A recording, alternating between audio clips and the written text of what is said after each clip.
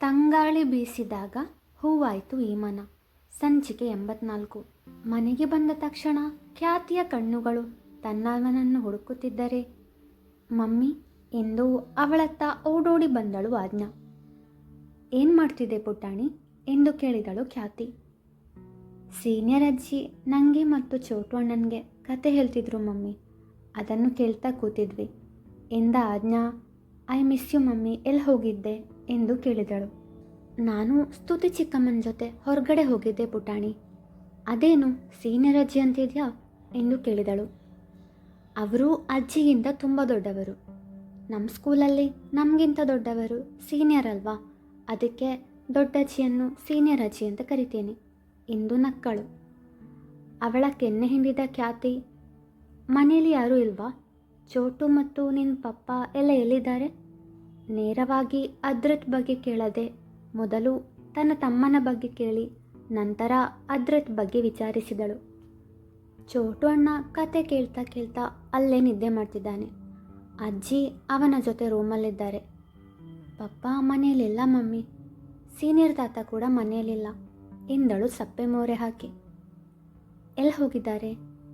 ಗೊತ್ತಿಲ್ಲ ಮಮ್ಮಿ ಎಂದವಳೆ ಖ್ಯಾತಿಗೆ ತನ್ನ ಸನಿಹ ಬರುವಂತೆ ಸನ್ನೆ ಮಾಡಿದಳು. ಖ್ಯಾತಿ ಆಜ್ಞಾಳ ಸಮ್ಮಕ್ಕೆ ಮಂಡಿಯೂರಿ ಕುಳಿತಳು. ಮಮ್ಮಿ, ಬೆಳಗ್ಗೆ ಗೋಪಿ ತಾತ ಪಪ್ಪಂಗೆ ಶೌಟ್ ಮಾಡ್ತಿದ್ರು ಮಮ್ಮಿ. ಆಶಾ ಅಜ್ಜಿ ನನಗೆ ಮತ್ತು ಚೋಟು ಅಣ್ಣನಿಗೆ ರೂಮಲ್ಲಿ ಆಟವಾಡಲು ಹೇಳಿದರು. ಮಮ್ಮಿ, ಗೋಪಿ ತಾತ ಬ್ಯಾಡ್ ತಾತ ಅಲ್ವಾ ಎಂದು ಖ್ಯಾತಿಯ ಕಿವಿಯ ಬಳಿ ಪಿಸುಗುಟ್ಟಿದಳು ಆಜ್ಞಾ. ಪಪ್ಪ ಎಡಿ ಮೇಲೆ ಮೊದಲೇ ಕೋಪದಲ್ಲಿದ್ದರು. ಇಬ್ಬರ ನಡುವೆ ಜಗಳ ಏನಾದರೂ ಆಗಿ ಏಡಿ ಕೋಪದಲ್ಲಿ ಮನೆ ಬಿಟ್ಟು ಹೋದ್ನಾ ಎಂದು ಯೋಚನೆಗೊಳಗಾದಳು ಖ್ಯಾತಿ. ಊರಿನಲ್ಲಿದ್ದಾಗ ಹಾಗೆ ಮಾಡುತ್ತಿದ್ದನಲ್ಲ ಅವನು. ಮಮ್ಮಿ, ಆಜ್ಞಾ ಕರೆದಾಗ ಎಚ್ಚೆತ್ತವಳು. ತಾತ ಗುಡ್ತಾತ ಪುಟಾಣಿ, ಅದು ಪಪ್ಪ ಏನಾದರೂ ಚಿಕ್ಕ ತಪ್ಪು ಮಾಡಿರ್ತಾರೆ, ಅದಕ್ಕೆ ತಾತ ಶೌಟ್ ಮಾಡಿರಬೇಕು. ಇವಾಗ ನಿಮ್ಮ ಸ್ಕೂಲಲ್ಲಿ ನೀವು ಹೋಮ್ವರ್ಕ್ ಮಾಡದೆ ಹೋದರೆ ಮಿಸ್ ಬೈತಾರೆ ಅಲ್ವಾ, ಅದೇ ಥರ ಎಂದು ಆಜ್ಞಾಳಿಗೆ ತಿಳಿ ಹೇಳಿದಳು.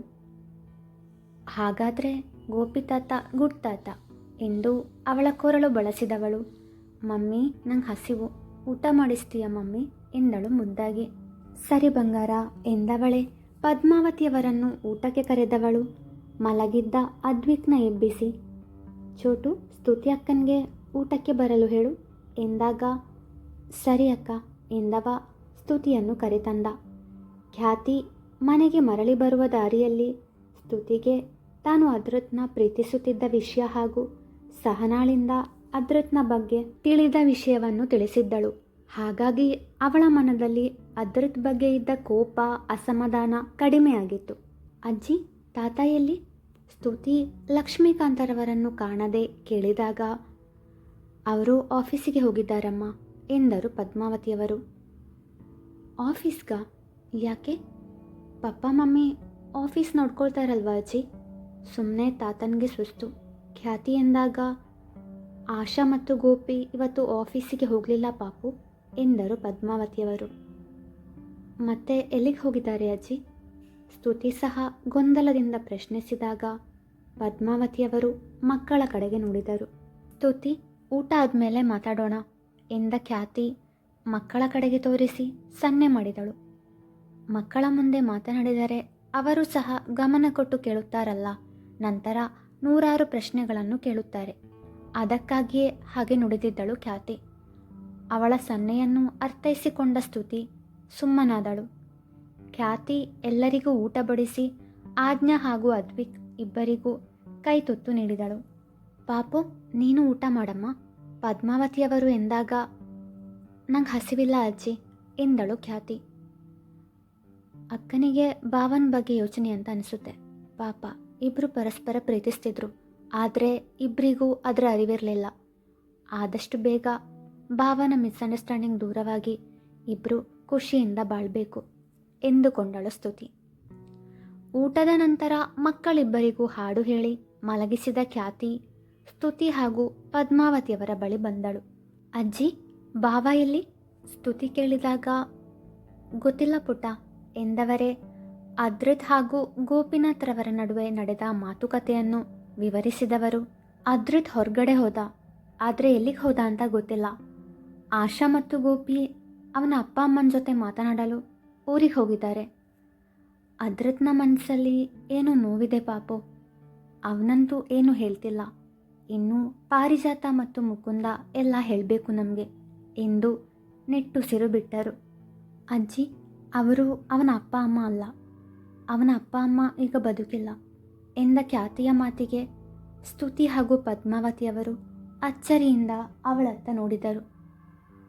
ನಿಮಗೆ ನನ್ನ ಮಾತು ಕೇಳಿ ಶಾಕ್ ಆಗಿದೆ ಅಂತ ಗೊತ್ತು, ಆದರೆ ಅದೇ ನಿಜ. ಊರಿಗೆ ಹೋದಾಗ ಮೊದಲು ಶಾಂತದುರ್ಗ ಅಜ್ಜಿ ಮನೆಯಲ್ಲಿದ್ವಿ ನಾವು. ಅಲ್ಲಿ ನಾನೊಂದು ಫೋಟೋ ನೋಡಿದೆ.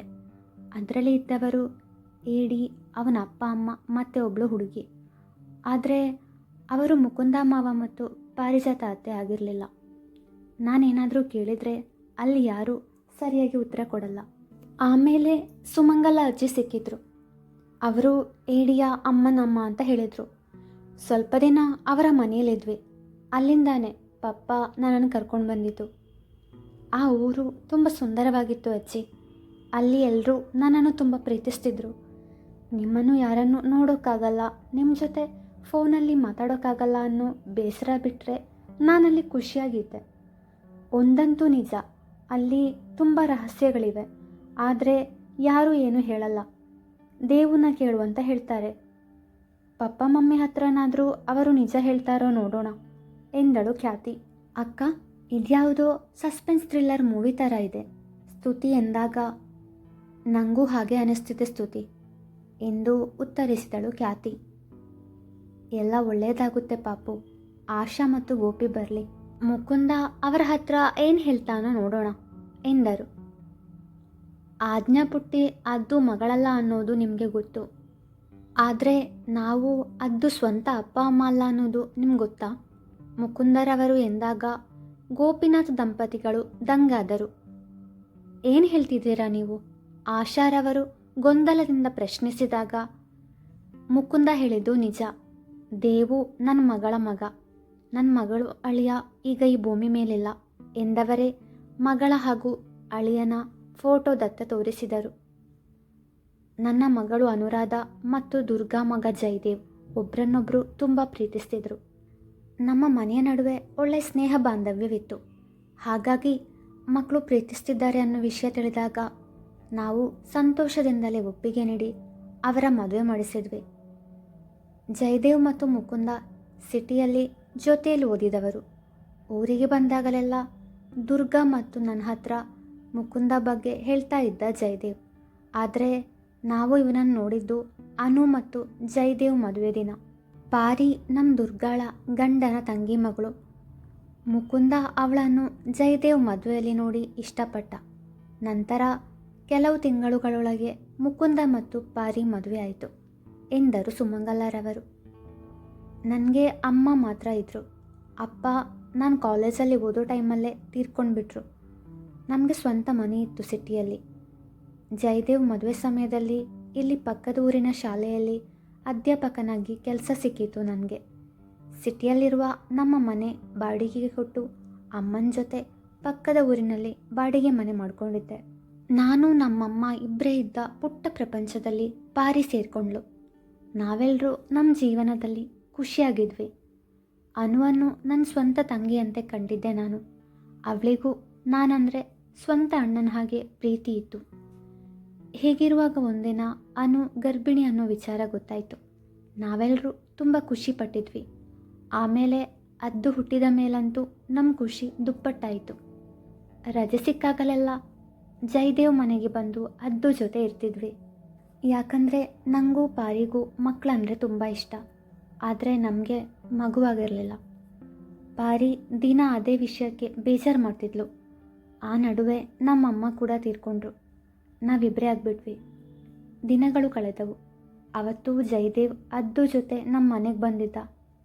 ನಮ್ಮ ನೋವು ಆ ಪುಟ್ಟ ಮಗುವಿಗೆ ತಿಳಿಯಿತು ಎಂಬಂತೆ ಅದ್ದು ನಮ್ಮಿಬ್ಬರನ್ನು ಅಪ್ಪ ಅಮ್ಮ ಅಂತ ಕರೆಯಲು ಶುರು ಮಾಡಿದ. ಅವನ ಜೊತೆ ಇದ್ದಾಗ ನಮಗೂ ಅವನು ನಮ್ಮದೇ ಮಗು ಅಂತ ಅನಿಸೋದು. ನಮ್ಮ ನೋವು ಕಂಡು ದೇವರಿಗೂ ಸಾಕಾಗಿರ್ಬೇಕೇನೋ.